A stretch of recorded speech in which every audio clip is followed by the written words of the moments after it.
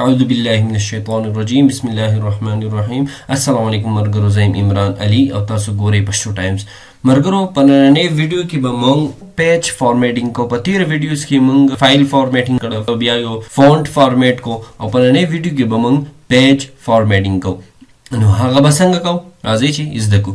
ټول لاول به زه شم بیا فایل ته، فایل کې به په نیو باندې کلیک کوم. په نیو چې کله کلیک کوم بیا به اوکې باندې کلیک کوم، بیا به په اوکې باندې کلیک کوم. زما سره به نوی فایل اوپن شي. اوس دا فایل چې کوم دی زما سره دا لغټ دا ایریا چې نه زما سره ډیر زیاتې کور کړی دی، او کوم سیټینګ چې به کوم هغه به ما د ښکاري نه. دلته به زه د ماوس په رایټ باندې کلیک کوم، نو زما سره به دلته زوم دی، دلته بیا په فیټ ان وینډو باندې کلیک کوم. نو زما سره دا فایل چې کوم دی یا فایل ایریا چې کوم دی نو دا به ماته وړوکی شي. نو زه چې پکې بیا څه سیټینګ کوم نو هغه به ماته واضح ښکاري. اوس زه دا ما فیټ ټو سکرین کوم، دا فایل چې کوم دی زما سره وړوکی شو. اوس زموږ سره دلته دوه قسمه ټولز دي، یعنی انپیج چې دی دا په دوو قسمو کې تقسیم دی یا په دوو پارټونو کې ډیوایډ دی. مطلب په دوو پارټونو کې تقسیم دی، په دوو ځایونو کې تقسیم دی. په یو پارټ کې موږ تحریر لیکو، لکه څه لیکل کوو، څه لیکل موږ کړي وي، یا څه خط مو لیکلی، یا څه نیوز مې لیکلی، یا وغیره وغیره نور څه کار موږ کړی. نو او بل چې دی نو موږ په هغه لیکلو باندې په هغه لیکلو کې بیا موږ ډیزاینینګ کوو. نو دا به دوه قسمه کې دا تقسیم شي. نو تر اوسه پورې چې موږ لګیو نو هغه موږ په لیکلو په هغه حصه کې لګیو او ډیزاینینګ حصې ته نه وو اوړېدلي. نو د هغې دپاره زموږ سره دوه قسمه ټولز استعمالیږي. یو زموږ سره دا چې دی دا هغه شی غونډه چې دی دې ته ایرو ټول وایي او سلیکشن ټول ورته وایي. دا چې کله موږ په دې باندې کلیک کو او بیا راشو دلته کلیک کو نو د دې هغه کوم آپشنز چې وي یا کوم ټولز چې وي نو هغه موږ ته دلته ښکارېږي. او دویم د لیکلو دپاره چې کوم دی نو دا لاس استعمالیږي، دې ته آی بي ایم ټول وایي. دا آی بي ایم ټول د لیکلو دپاره زیات استعمالیږي. کله چې دا موږ سلیکټ کو او دلته کلیک کو نو د دې مطابق کوم هغه آپشنز دي یا ټولز دي هغه موږ ته دلته ښکاره شي.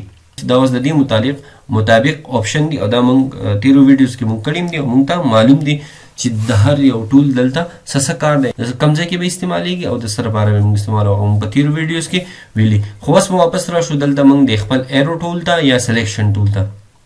په دې اوس ما کلیک کو، کله چې زه په دې دلته کلیک کوم نو ما ته د دې دا ځای خالي ښکاري او د دې هغه آپشن مطابق ما ته هېڅ هم نه ښکاري. دا کله چې سړی انپیج زده کوي نو په لاوله کې سړي ته د دې ډېر زیات مصیبت وي. ما ته خپله د دې مشکلات به راتلل، ما چې د تېره به زه څنګه اوړم او خطې به م پکې او کله به رانه الفاظ نیوز یا څه شی څه څیز به ما لیکلی وه زما نه ډیلیټ شو، ورک به شو، بیا به راتلو نه. نو هغې وجه دا وه چې کله موږ په دې ټولز کلیک کړو نو موږ ته بیا دلته هېڅ هم نه ښکاري. کله چې دا ټول موږ سلیکټ کړو موږ ته زموږ په دې فایل په ایریا کې هېڅ څیز هم نه ښکاري. نو د دې طریقه دا ده کله چې دا موږ د دې ځای نه سلیکټ کړو نو د هغې لپاره به راځو موږ دلته په دې ایریا کې په خپل فایل په دې ایریا کې دلته په دې باندې کلیک کوو. د دې چې کوم هغه آپشنز دي یا د دې مطابق چې کوم آپشنز دي یا ټولز دي هغه موږ ته دلته ښکاره شي. دا اوس دلته موږ ښکاره شول. دې کې به اوس موږ انشاءالله پیج سیټینګ کوو، خپل پیج سیټ اپ کوو، کومه پاڼه چې زموږ سره د هغې سیټ اپ کوو سیټینګ کوو. اوس ټول نه اول زه غواړم چې زما سره دا کوم پیج دی زه اوس غواړم چې زه د دې باډر یې سلیکټ کړم. دا اوس زما سره دا زما پیج دی یا زما پاڼه ده. زه غواړم چې دې خپلې پاڼې له یا دې پیج له ډیزاینینګ به کې وکړم چې دا له ښکلی شي او ما ته برابر ښکاره شي.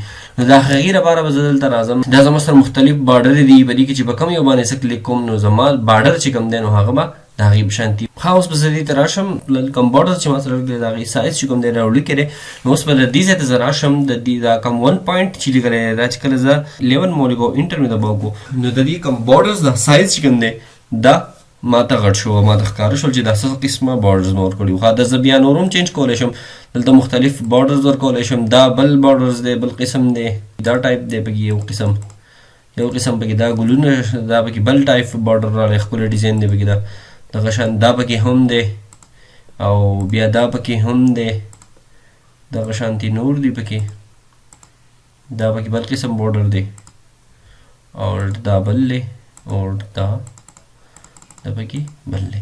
اوس زه راشم کله چې دا باډرز ما ورکړل نو کله چې زه بیا دلته په نن باندې کلیک کړم نو دا باډرز چې کوم دي زما سره به بیا لرې شي. اوس چې دا کوم باډرز ما ورکړي دي دې له زه اوس کلرز هم چینج کولی شم. اوس دا ګرې کلر باندې ما کلیک کوم نو د دې دا رنګ زما سره ګرې کلر شو.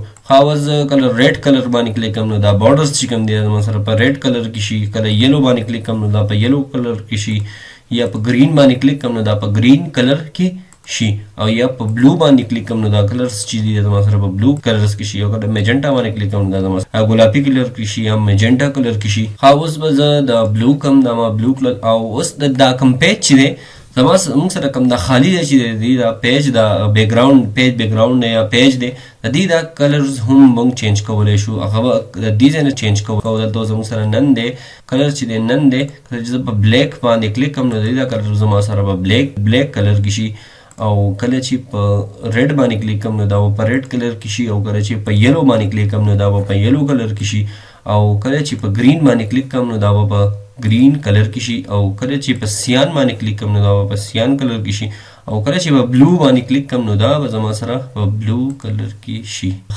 اوس دا ځکه نه ښکاري دا کوم بارډر چې موږ ورکړو دا ځکه نه ښکاري ځکه چې د بارډر هم په بلو کلر کې دي او دا بیک گراوند هم په بلو کلر کې دي نو زموږ سره کوم بارډرز چې کوو هغه مو غایب شول.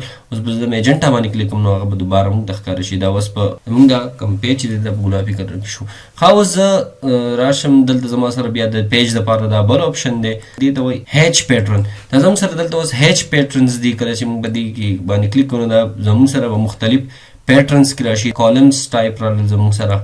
زموږ سره دا بیا هیچ پیټرن دی ورې باندې کلیک کوم نو دا لاینز کې راشي دا بیا په کالمز کې راشي دا زموږ سره دا پیټرن په کالمز په شکل کې دی دا بیا دا پکې بل پیټرن دی بل قسم پیټرن دی دا زموږ سره پکې دلته بیا مختلف سو آپشنز دي او پکې دا هم زموږ سره دا لاست ون دی دا آپشن دی. بس مرګرو په نننۍ ویډیو کې دومره د بلې ویډیو پورې ماله اجازه راکړئ د الله په امان. اگر فرض که زموږ دا ویډیو ستاسو خوښ شوي وي نو زموږ یوټیوب چینل سبسکرایب کړئ او ورسره کوم دا بیل آیکون ده هغې باندې هم کلیک کړئ. څومره چې موږ نوي ویډیوز اپلوډ کوو نو د هغې نوټیفیکیشن به تاسو ته په هغه بیل آیکن سره راځي او تاسو به ترې خبرېږئ.